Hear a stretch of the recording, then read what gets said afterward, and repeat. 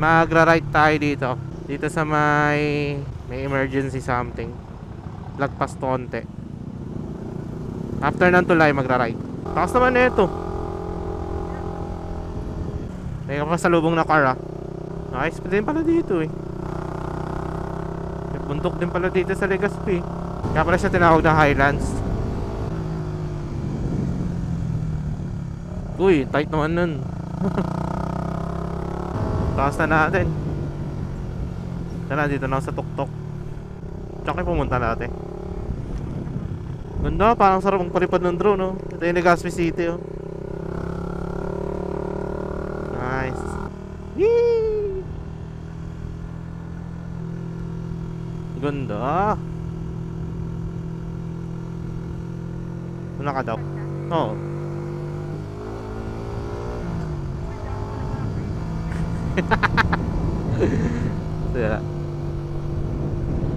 Dire-diretso na lang to hanggang sa baba. Wala dito. Mga isa't kalahating oras pa ang babiyahin namin papuntang Matnog. Matnog, Sorsogon. Kasi kakapasok pa lang namin ng bayan ng Sorsogon eh. Or Sorsogon City kung tutusin. So malayo-layo pa guys. Punta pa kami dun sa kabilang bundok na yun. At ito na nga yung ulan, no. Sinusundan kami. Kaya dapat makaalis na rin kami agad dito. Ayun na, connected na sa akin. Hello? Hello, hello, hello, hello, hello, hello, hello, hello, hello, hello, hello. Ay, okay na ba? Why, piko. Eh, tingala ka na. 1 month relationship versus 5 years relationship. So, isang oras pa. O, isa't ka natin yung oras pa. Sana nga, no? May mga buda pa tayong Roro. Ang hali na rin kasi tayo bumiyahe. Nagugutom pa ako. Pero manifest yan. Meron pa rin yan. Makakatawid tayong dagat ngayong araw na to. Makakatawid tayo ng Samar.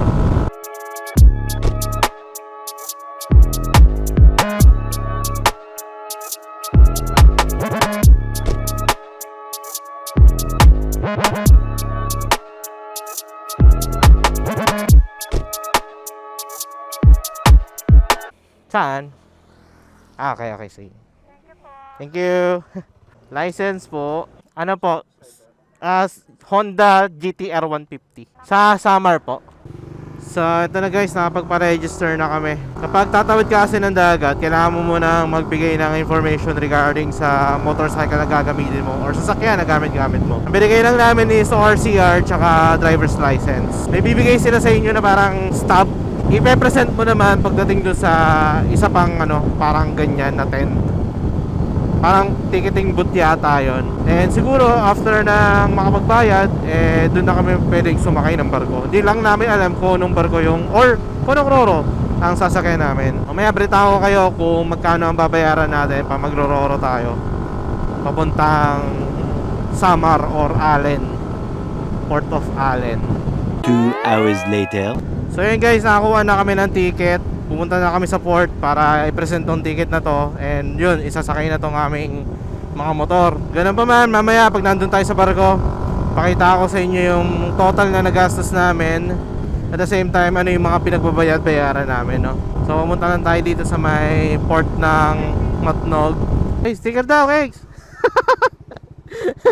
May sticker dito. Ewan ko, ticket daw eh. Teka lang. Ay, ganun. Sige. Sige po. Mangingin sticker. Sige po, teka lang po. Pa-Samar po. Thank you. Ito po. Salamat po, salamat. Nasa bahay, nasa Cavite. Thank you po, thank you. Doon? Dito? Okay, hindi, picture lang naman eh. 1, 2, 3. Ano tayo? Boss, anong oras po sa Santa Clara? Santa Clara po pa Samar. Naglo-loading na. Bali, pinag-isa na lang po yung resibo. Kaso na daw tayo. Okay na ikaw maghawak ng ticket kasi nasa compartment ko eh. Naka-clutch ako. So, ito na guys. Parang papasok na kami ng Roro. Pero hindi namin alam kung tama ba tong namin eh, sasakyan namin. Hindi namin alam kasi first time namin. I mean, dito sa Matnog, first time namin sasakay. Compare dun sa Batangas, nung nag-ano kami, Puerto Galera, or nag-Mindoro kami. First time natin, pero at least may nag-guide sa atin. May mga nag-aabang na ano, kaya yun, hindi namin sigurado kung nasa tama ba kami. Ganun pa man, ito, nakapila kami ngayon. Update na lang guys kung anong nangyayari. Guys, malungkot ako ngayon. Eh, eh. Kabago-bagong gloves na putol agad. Nakakainis, napigtas agad. Ba yan? Mahal pa pati ng bili ko dito, 500 pa. Oo nga, 500 to. Buti pa yung mga ganyan, no? Ang titibay. Ito, walang kwenta. Pero may ganito kong isa. Matagal naman ng tinagal. Mga almost 1 year din. Sabi, ito, isang biyahing Bicol lang. Butas na agad, ang pangit. Yan ang paalis na. Tingnan nyo kung kasi pa kayo doon. Yan ang mauna maalis. Dito daw po kami. Dito. Apa. Pakita lang daw natin sticker. Dalawa po kami bale.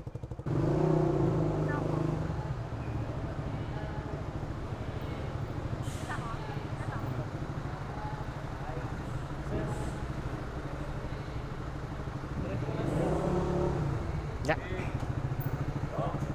So ito na nga guys, nakasakay na kami sa Roro. Ang total na binayaran ko is 630. Isang tao lang yon. Yung inclusion ng 630 na yon is 65 sa terminal, Roro terminal. Tapos 30 pesos naman sa passenger terminal fee. Tapos yung iba ko pang nabayaran o binayaran is actually walang resibo eh. Mostly yung parang mga ecological fee, etc. Yung mga ganun fee lang naman. Basta ang importante sa akin, 630. Lahat na yun hanggang sa makasakay na ng Roro. And dito naman sa Roro guys, so far okay naman siya. Konti lang yung tao. Malinis din naman kung tutuusin. Pero medyo matagal lang yung biyahe niya. Parang inabot yata kami ng 1.5 oras. Simula nung pagka-take off sa Matnog Port hanggang makarating ng Allen Port. And yun nga, konti lang yung tao, kaya makikita nyo, pag-gala-gala ako dito sa Roro na to. And after namin makalapag sa Allen Port, actually, babiyahe na sana kami papunta sa destination namin. Kaso ang problema, hindi namin kabisado yung lugar. Hinintay muna namin yung kaibigan ng kapatid ni Casey para kahit paano mag-guide kami kung saan kami pwedeng tumuloy.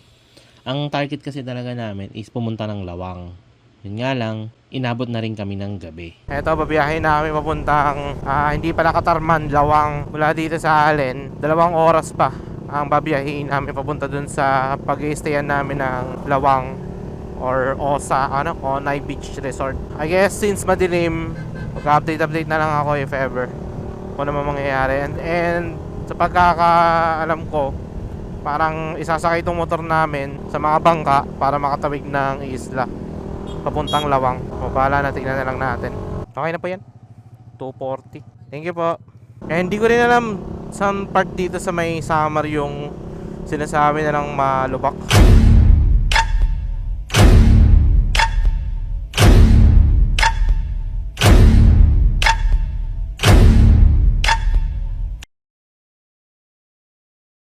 So guys, nandito na kami sa may Katarman. Yan, hindi na kami dumiretso sa Lawang kasi alanganin na kasi bumiyahe. Kaya nakapag-decide kami na kung saan na lang yung pinakamalapit na pwede namin pag-stayan. So yun, nandito kami sa may ano bang beach resort to?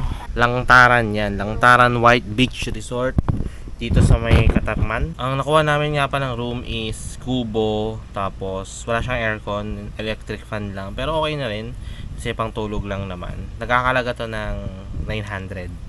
And then bukas makapag-swimming kami. Pakita ko sa inyo kung ano yung itsura ng lugar and kung paano kami mag-enjoy sa pag-swimming. Sa ngayon magpapahinga muna kami, kaya bali-balita na lang. The next morning. Sheesh, grabe guys. Ito na yung beach. Kakagising ko lang, no?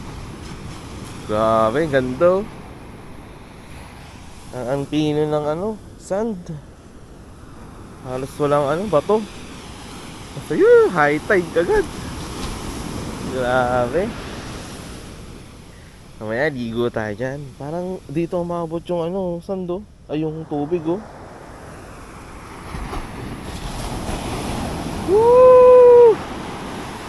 White sand ah. Dito yan sa Samar. Kalimutan ko kung anong Katarman ba. Mamaya, hintayin ko lang magising sila kay AC.